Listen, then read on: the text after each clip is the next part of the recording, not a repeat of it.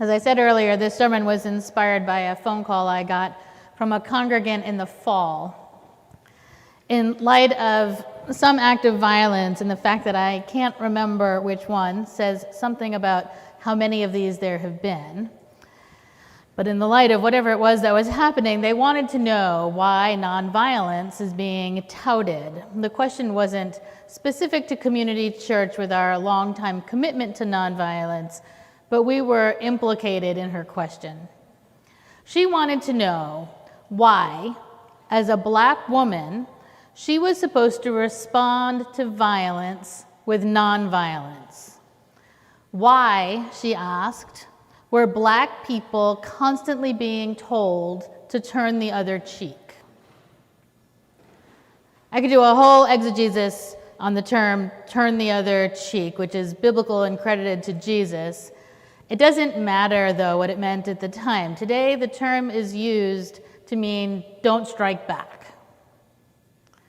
So I think it's fair to give you a little sense of my own history here.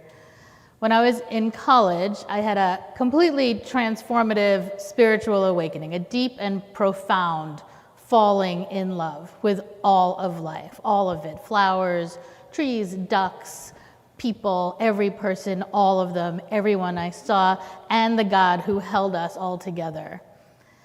I felt connected to and responsible for everyone, and not responsible in a way of duty, but really in the way of love. I wanted to care for everyone, everything, all of it. I switched from being a psych major to a religion major with a concentration in liberation theologies. I also picked up a second major in peace studies, which is interdisciplinary, and it includes political science, theology, philosophy, sociology, and economics. So the combination of academic paths and my own deep love for the world made nonviolence the only option in a world so riddled with indifference and hate. That instinct was supported by the wild success of nonviolent campaigns waged by Gandhi and Reverend Dr. Martin Luther King Jr.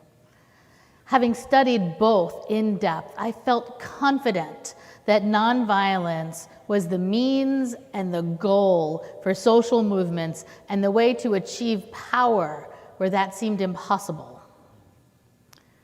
So when I applied for this position, I didn't know the history of this church or the very difficult stands taken during both world wars.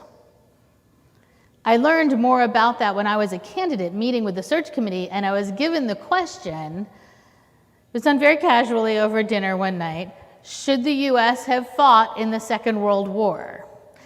This is a favorite question to ask pacifists. The person asking often has a sort of gotcha quality, right? The whole question, because the moral implications of not fighting are apparent, right? 9 million people were systematically murdered in concentration camps, and many more were tortured. Obviously, we had to do whatever was necessary to stop it, is the context for that question. And I actually think the answer is too complicated to respond to in this yes-no format. The format it's always posed in. It's a yes-no, and I would say it's not a yes-no, it's a how much time do you have kind of answer. But there's another way people like to play gotcha with pacifists. They ask, what would you do if someone broke into your home and was threatening your life? Wouldn't you stop them, even with a weapon if you had it? And the first time I heard this question posed, the respondent was my mentor and teacher, and she said, well, I hope I would be more creative than that. She even offered that in the moment, to save both their souls, she might let someone kill her. And I accepted that answer at the time. I'll say that I later realized she didn't have children. But I know that was real for her. I happen to know that she was robbed just about the same time. She had been swimming And her locker was opened and everything of value had been taken out. And she saw the two girls who did it. And she was walking down this long corridor to confront them. But as she was walking and she was getting closer, she was overtaken by love for them. So that when she got there, she simply said with gentleness and sincerity, "I hope you found what you need in my locker.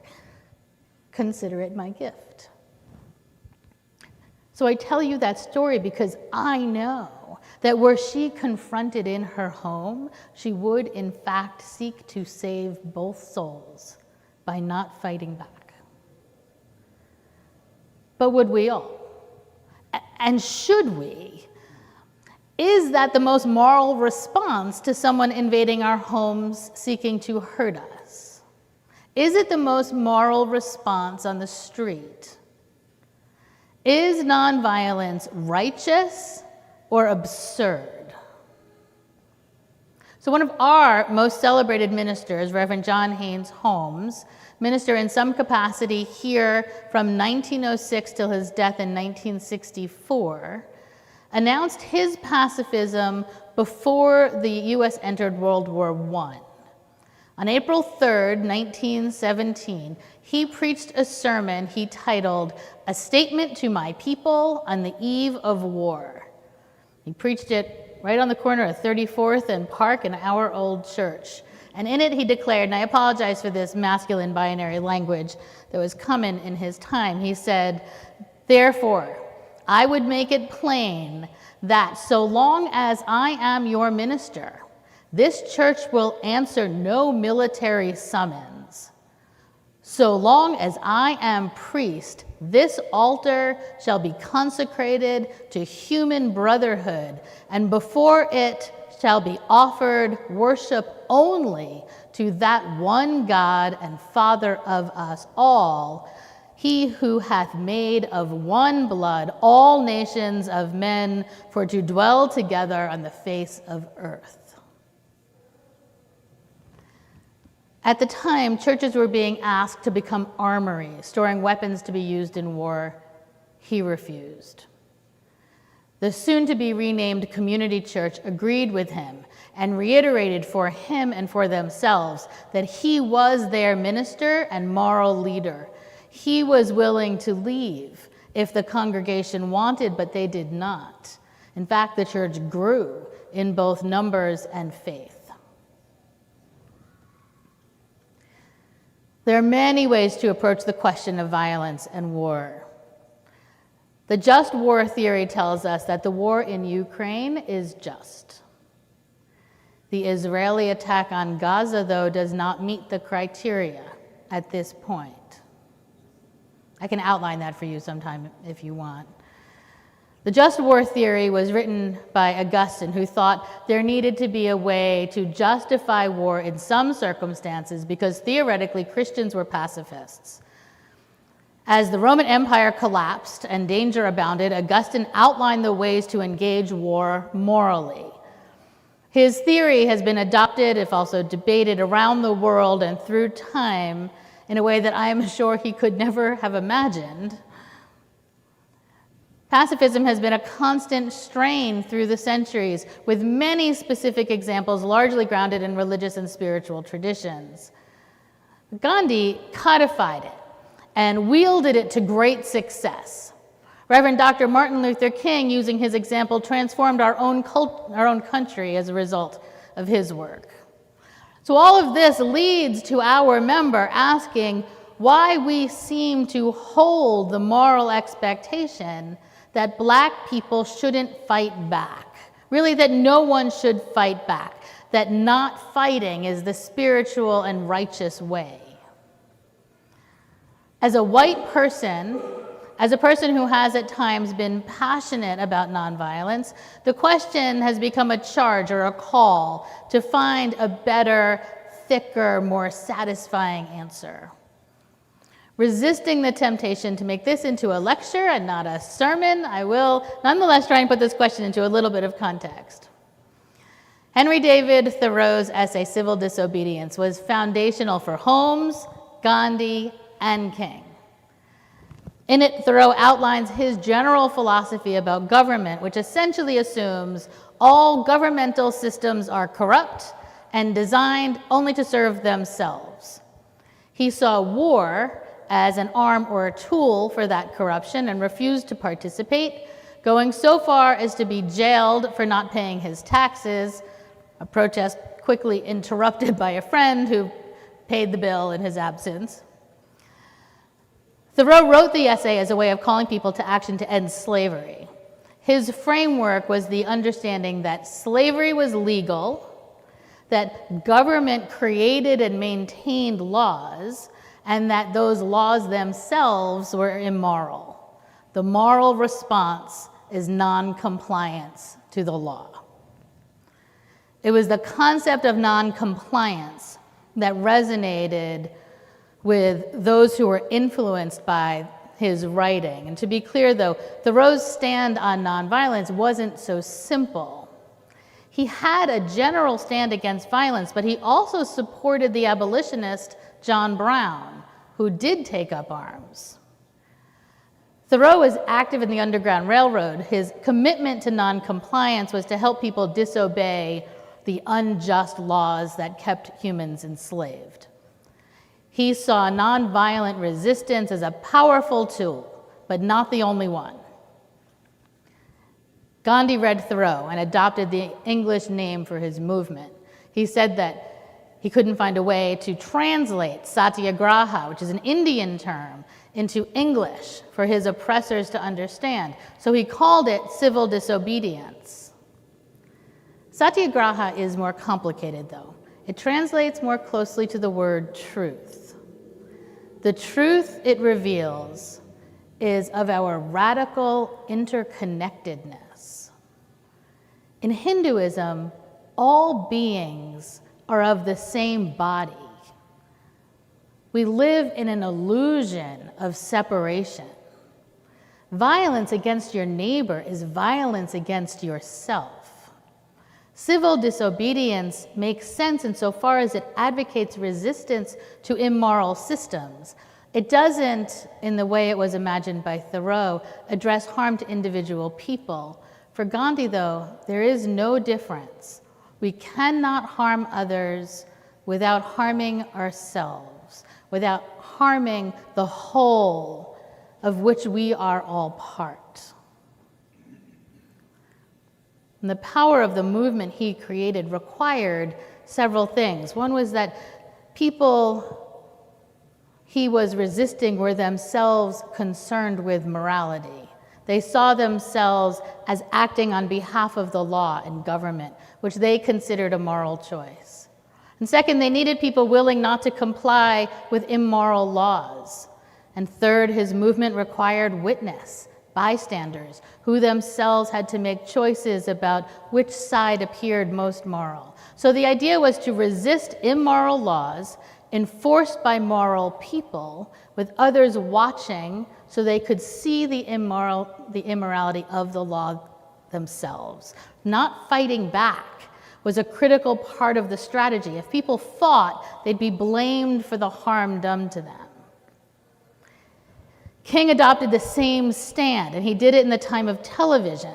Gandhi relied on newspapers to tell the story, but King could get his story told on the evening news, watched by millions of people. He trained his followers not to resist anything visited upon them, so that there was no way onlookers could see any of what was being done to them as justified. Others might at first think breaking the law meant you were asking for harm to be done to you, but when witnessed over and over again, people begin to question the law itself if the existence of it leads to violence. That's how we get all those images of people just sitting at lunch counters, not resisting. King, in the Christian context, grounded his own teaching in love. Rather than leaning into the Hindu notion of satyagraha, King leaned into the teaching of Jesus, to turn the other cheek, to let yourself get hit, committing ourselves to a life of building the beloved community where everyone is included, even those we currently hold as enemy. But when I got that phone call in the fall, the congregant wasn't asking, how do we change the system or how do we build a movement? She was asking when she, as a wife and mother and Black woman, when she gets to fight back, who's going to tell her she can't do whatever she needs to do to stop the violence against her people? And as a white woman, it is not going to be me. But as her minister, I will offer this warning. We do not only hurt the other person when we fight back with violence. This isn't a winner-takes-all game. The trauma of war is real even when you're on the winning side, even when your war is just. Our profound interdependence is real. Our interconnection is unsevered even when we hurt someone, even when we are protecting ourselves, our lives, and our people. The life of love is one of sacrifice. I wish that wasn't true, but the evolution of the human person is not yet complete. We are violent, greedy, xenophobic. To live in this world is to bear the injustice of it. Whether we seek to take advantage of that injustice to our own benefit, or we pretend it doesn't exist, or we absorb it feeding our own resentment, or we join others to organize ways to dismantle it, we are part of this broken world, unable to escape. We can take up arms, protect our beloveds, whether they be our children or strangers in another nation, but we will have to live with what that does to our own spirits. What happens when we create a world of us and them? What happens when when their violence begets our violence, and we fight and fight until all our blood runs together in the streets? We can choose the path of love, facing the consequences of our open hearts. We can witness to the truth, our real interconnectedness, our profound interdependence. We can organize, we can write and teach and inspire. We can live in deep care for one another. We can drink tea and laugh in spite of it all. We can hold each other tightly. We can resist. We can try out this theory that love wins, that love is more powerful than hate, that love is the answer. I don't know if it holds up in every circumstance, but it's not an empty promise either. Love is real, and she has claimed us even when we forget or deny her. In the end, there are no clear answers, no absolute directives, no wisdom that speaks to all people in all times, always leading us to justice and peace. There is only our conscience and the pain we are willing to bear for the sake of love. Because in the end, we are bound each to the other. That is our truth. And it's not just our souls we are here to save.